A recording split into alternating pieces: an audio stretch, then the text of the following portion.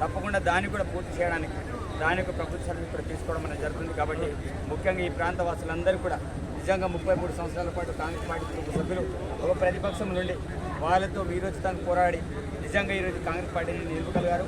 ఈరోజు ఈ గెలుపు ఈ ప్రాంత వాసులు ఈ ప్రజలందరినీ కాంగ్రెస్ పార్టీ కార్యకర్తలు తప్ప నా సొంతంగా ఓన్ చేసిందేం కాదు.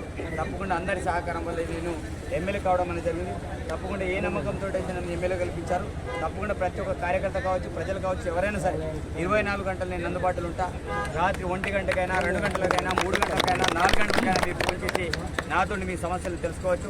ఎవరి ద్వారా రికమెండేషన్లు నా దగ్గర రావాల్సిన అవసరం లేదు.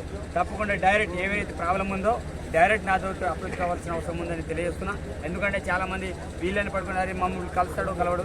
ఈరోజు తెలంగాణ రాష్ట్రంలో ప్రజా సర్కార్ ఏర్పడింది.